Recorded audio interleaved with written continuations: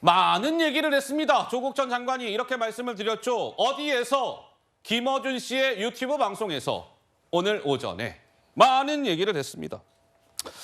자, 먼저 조국 전 장관은 이재명 대표가 받고 있는 혐의 가운데 또 쌍방울의 대북 송금 사건이 있는데 그것과 관련해서 도무지 그것은 죄가 어떻게 성립이 되는지 조국 전은요 이해가 안 돼요. 이해가 이렇게 주장을 했습니다. 한번 들어보시죠.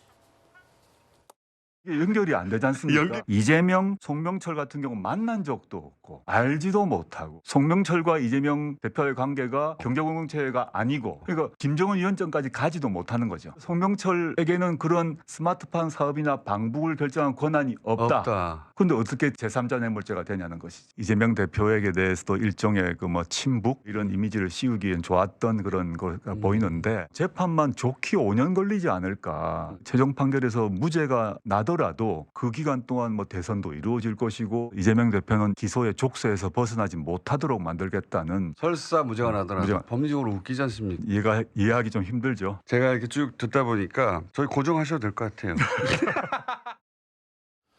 김어준 씨는 조국 전 장관을 고정 패널로 제안까지 했습니다. 조 전 장관은 쌍방울 대북 송금이요. 이게 어떻게 이재명 대표가 제3자 뇌물죄를 받게 되는지 저는요 아무래도 좀 이해가 안 돼요. 그러면서 아이고 재판이 5년 걸릴 겁니다. 이런 얘기까지 했습니다.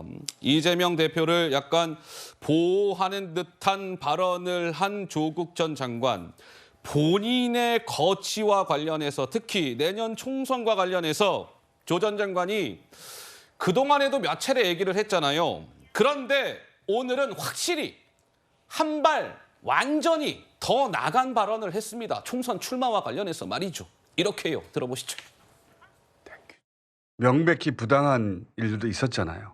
출마 안 하십니까? 이렇게 질문하실 거라고 생각을 했는데 이렇게 답변 드리겠습니다. 저희 가족 전체가 이제 도륙이 났다라고 생각합니다. 어떤 한 사람이 자신의 소명과 해명이 전혀 받아들이지 못했을 때 그 사람은 비법률적 방식으로 예를 들어서 문화적 방식, 사회적 방식, 정치적 방식으로 자신을 소명하고 해명해야 될 본능이 있을 것 같고 최대한 법률적으로 해명하고 소명하기 위해서 노력을 할 것이고 이것이 안 받아들여진다면 비법률적 방식으로 저의 명예를 회복하는 길을 찾아야 되지 않나라는 것을 생각하고 있습니다.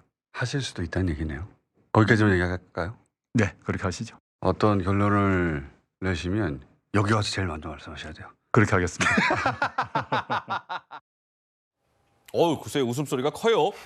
자, 조국 전 법무부 장관 법률적 소명이 안 받아들여지면 정치적 방식 등으로 소명할 겁니다. 이것은요 사람이면 그것이 본능이자 권리예요. 이 문장 아주 의미심장해요. 비법률적 방식으로 명예회복을 조국 내가 어떻게 할 수 있는지 생각하고 있다. 어떻습니까? 우리 성치훈 부의장 보시기에는 이거 출마하겠다는 얘기죠?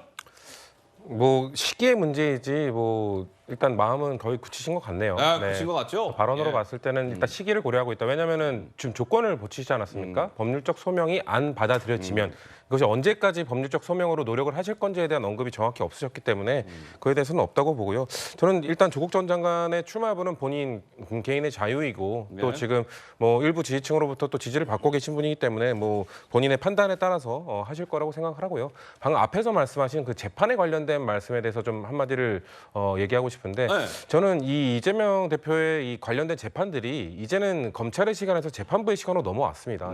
재판부의 시간으로 넘어온 다음에는 이 재판 내용에 대해서 좀 왈가왈부하는 것이 좀 조심해야 되지 않나, 자제해야 되지 않나라는 생각을 하고 있습니다. 왜냐하면은 지금 재판부에 힘을 갖고 계신 분들, 아까 지금 사법부가 야당의 눈치를 본다고 하셨는데 사법부는 권력의 눈치를 볼 수밖에 없죠. 그리고 권력이 더 큰 곳은 사실 여당이죠. 여당 행정부고 대통령실 아니겠습니까? 그렇기 때문에 이 재판과 관련된 내용들, 병합을 해야 된다, 말아야 된다. 저는 사법부의 독립을 위해서는 권력을 가진 분들부터 사법부의 독립 끝까지 믿어줘야 된다고 생각합니다. 하지만 이게 잘 이루어지지 않습니다. 이건 진보, 보수, 여야 할 것 없이 계속해서 지키지 않았습니다. 우리 영장실질 심사 때를 돌아가 보면 그때 판사 배정된 다음에 그 당시 판사 배정되고 나서는 민주당이 뭐라고 했습니다. 이거 공정한 판단할 수 있는 사람이냐. 근데 판결이 나온 다음에는 또 국민의힘이 판사를 뭐라고 했습니다.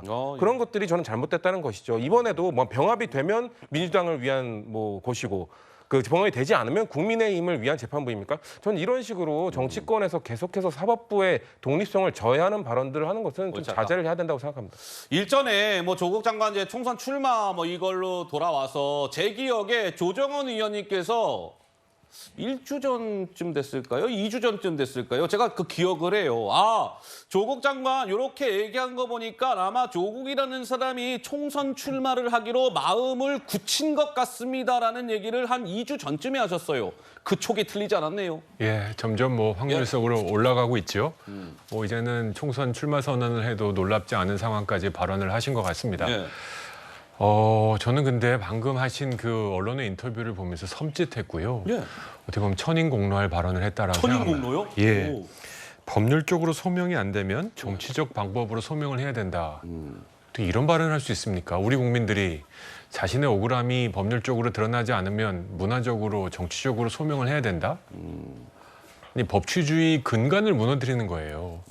대법원에서 나온 판결에 마음에 안 드는 우리 국민이 한둘이겠습니까? 그럼에도 불구하고 우리는 법치주의를 지켜나가는 국가이기 때문에 네. 모든 국민들이 그 판결을 존중하는 겁니다. 그런데 법무부 장관이라 하셨던 분이 법률적 소명이 안 받아들여지면 비법률적 소명으로 소명하는 것이 본능이자 권리다? 네. 그러면 우리 법치주의 무너뜨리는 것이 우리 국민의 권리입니까? 저는 저거 반드시 사과해야 된다고 생각합니다. 예, 예. 어떻게 저런 발언을 할 수 있습니까? 법률적 소명이 받아들이지 않으면 억울한 마음은 가질 수는 있습니다. 그걸 억울하다고 할 수는 있죠. 그렇지만 이것이 국민의 권리이다라고 주장하시면 법치주의 무너뜨리겠다. 내 마음에 맞으면 인정하지만 마음에 들지 않으면 다른 방법으로 주먹으로 민중을 동원해서 내 억울함을 소명하겠다. 예? 이런 발언 하시는 절대 안 되고요. 정말 총선 나오면 안 된다라고 생각합니다.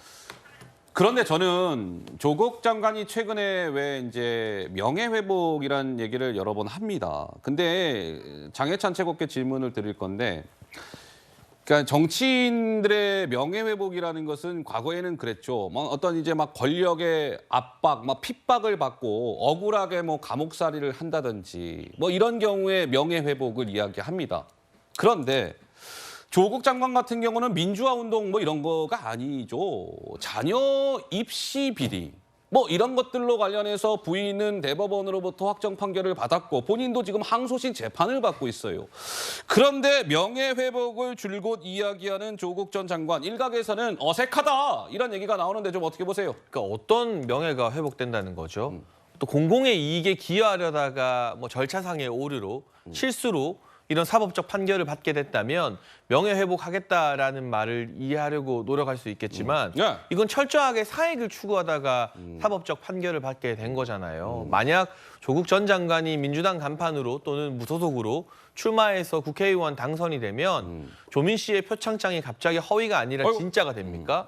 그 영어 스펠링 틀려서 들통났던 호텔 인턴 허위 경력서가 갑자기 진짜 경력서로 둔갑하게 되나요? 그렇지 않잖아요. 이 상황에서 국회의원이 당선된다고 해서 명예가 회복될 거라 기대하는 것 자체가 조금 어이없는 발상이 어이없다. 아닌가 싶고요. 어차피 이제 강성 지지자들은 조 전 장관이 당선되건 말건 상관없이 예. 조 전 장관 편을 들어주고 있습니다.